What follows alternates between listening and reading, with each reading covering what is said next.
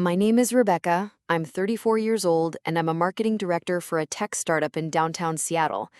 I've always been the type of person who believes in working through problems, in communication, in giving relationships every possible chance to succeed. That's exactly why I suggested couples therapy when my marriage to David started showing cracks after 8 years together. Let me tell you about the moment I learned that sometimes the most devastating truths come out not in fights or arguments, but in the supposedly safe space of a therapist's office, where honesty is supposed to heal rather than destroy.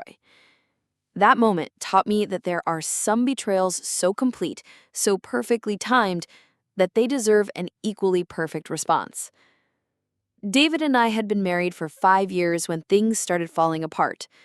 It wasn't dramatic, no screaming fights or obvious red flags, just a gradual drift, like two people slowly moving apart on an ice floe. He was working longer hours at his law firm. I was buried in product launches, and somewhere along the way, we'd stopped really seeing each other. The breaking point came on a Tuesday night when I suggested we watch a movie together, and David said he was too tired to pretend to be interested in spending time together. The words hung in the air like a slap, and I knew we'd crossed a line we couldn't uncross without help. "I think we should try couples therapy," I said the next morning over coffee. David looked up from his phone. He was always on his phone now, with an expression of mild surprise. "Therapy? Really? Don't you think that's a bit dramatic?" "David, you told me last night that spending time with me feels like pretending. If that's not dramatic, I don't know what is." He had the grace to look embarrassed. "You're right. I'm sorry. If you think it'll help, let's try it." What I didn't know was that David had already found something, or someone, that made him feel very much alive. And I was about to find out about it in the most humiliating way possible. Dr. Sarah Chen had been recommended by my friend Jessica, who'd credited couples therapy with saving her marriage.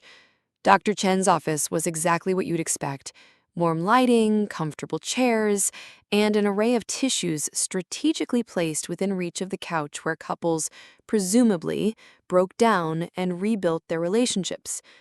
Our first session was awkward but promising. Dr. Chen asked us basic questions about our relationship history, our communication patterns, what had brought us to therapy. David was charming and articulate, the way he always was in professional settings. He spoke about work stress and how we'd grown in different directions, but emphasized that he was committed to making our marriage work. I felt hopeful leaving that first session. David had seemed engaged, willing to try. Maybe we really could fix this. The second session was where things started to get uncomfortable. Dr. Chen began asking more pointed questions about intimacy, about how we spent our time together, about whether we felt valued and appreciated by each other. "Rebecca," she said, "how do you feel when David comes home from work?" "Honestly, like I'm invisible. He barely looks at me anymore. It's like I'm just part of the furniture." Dr. Chen turned to David. "How does that make you feel hearing Rebecca say that?" David shifted uncomfortably. "I mean, I know I've been distracted lately. Work has been intense, but I don't think it's as bad as she's making it sound." "Can you think of a time recently when you felt truly connected to Rebecca?" The pause that followed lasted exactly 7 seconds. I know because I counted them, watching my husband struggle to come up with a single moment when I'd made him feel anything worth mentioning. "It's hard to remember," he finally said. "We've both been so busy." But what he didn't say spoke louder than what he did. And Dr. Chen noticed it too. "What about outside your marriage, David? When do you feel most alive, most like yourself?" That's when everything changed. David's face lit up in a way I hadn't seen in months. Actually, in a way I realized I'd never seen when he was talking about me. "Well," he said, leaning forward with sudden animation, "there's this woman at work, Emma. She's brilliant. She's our new senior associate, just transferred from our New York office. When I'm working with her on cases, I feel I don't know, sharp, engaged, like I'm the best version of myself. My blood turned to ice, but David kept talking, completely oblivious to what he was revealing. She challenges me intellectually in ways I haven't felt in years. She makes me laugh. She sees things differently than I do, and when we're brainstorming together, it's like electric, like my brain comes alive. Dr. Chen was taking notes, her expression carefully neutral. And how often do you work with Emma? Almost every day now. We've been collaborating on the Morrison case. It's this complex merger, and she has these insights that just blow me away. Last week, we worked until midnight 3 days in a row, and I didn't even feel tired. I felt energized. I was sitting 3 feet away from my husband, and he was describing another woman with the kind of passion he'd never used about me, not even in the beginning. She makes me feel alive, he said. And those 5 words hung in the air like a death sentence for our marriage. Dr. Chen glanced at me, then back at David. David, do you hear what you're saying? You're describing an emotional connection with another woman that you haven't described having with Rebecca. And that's when David seemed to realize what he'd just done.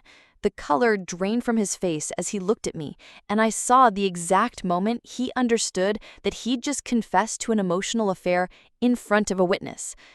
Rebecca, That's not what I meant.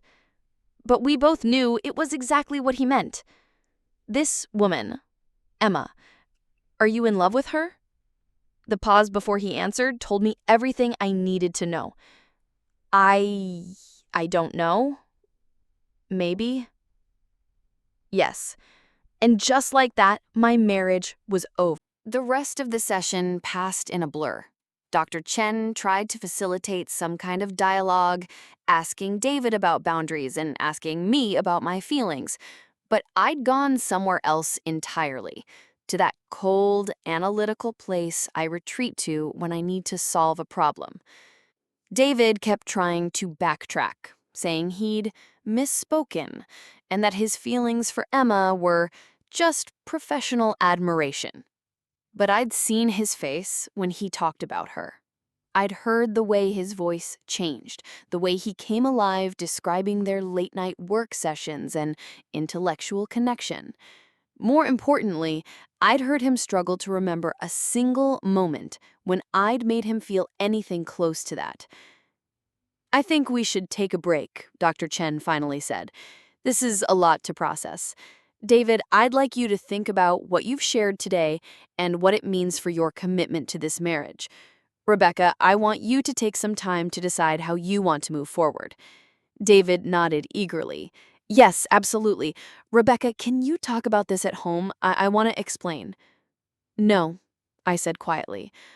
I don't think explanations are necessary. I think you've been very clear about how you feel. As we gathered our things to leave, David reached for his wallet to pay Dr. Chen's receptionist. That's when the idea crystallized in my mind with perfect clarity.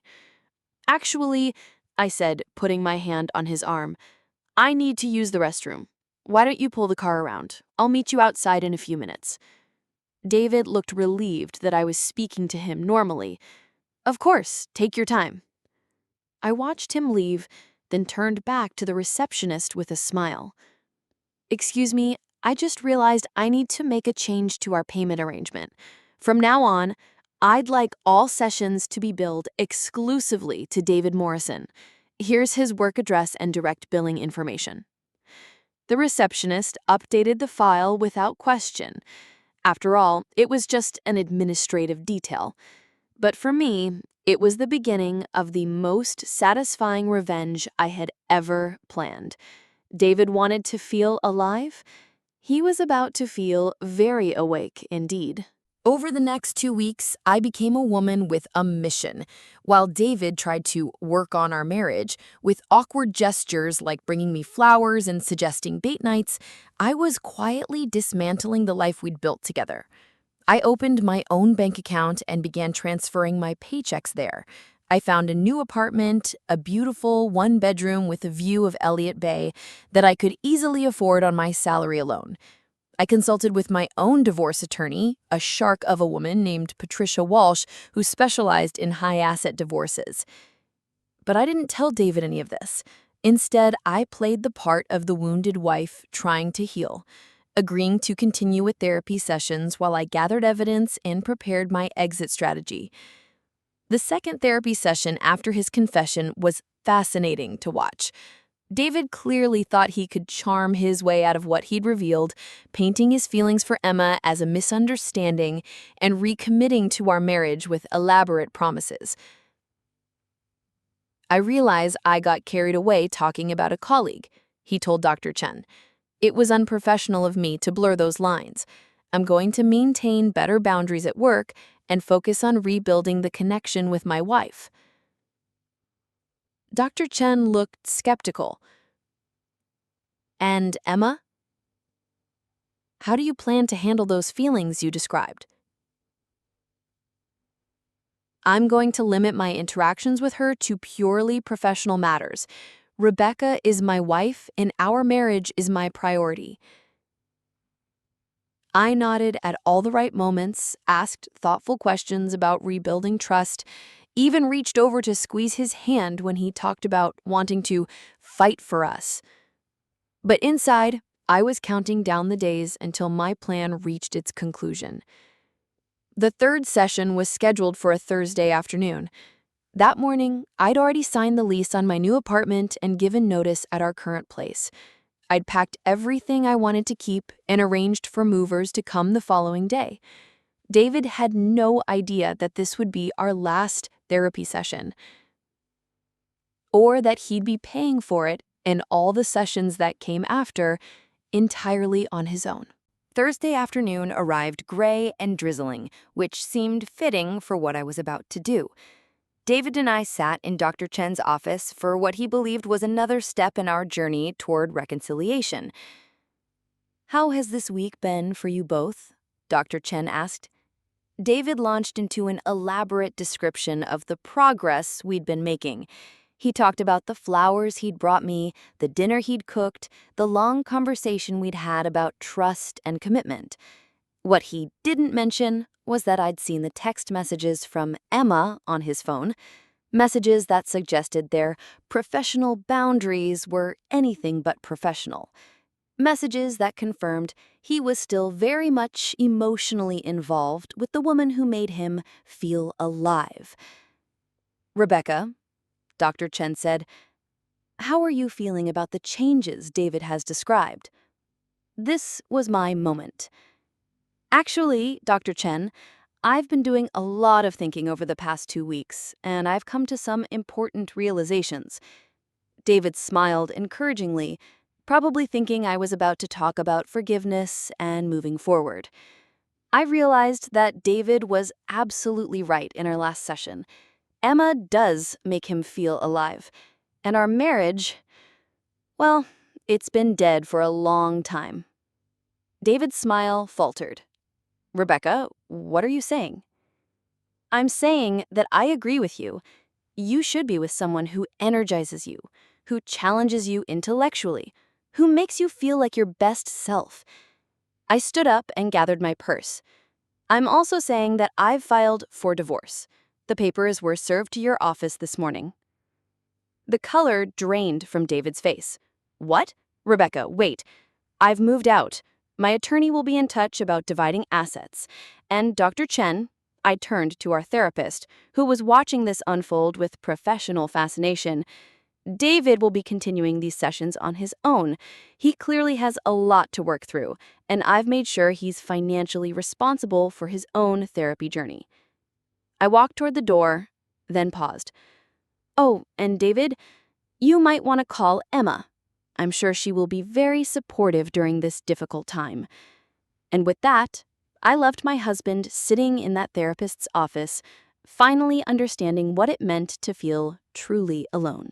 3 months later, I was settled into my new life with a satisfaction I hadn't felt in years.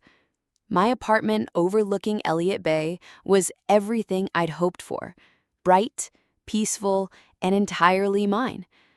I'd thrown myself into work with renewed energy, landing 2 major clients that had impressed even my demanding boss.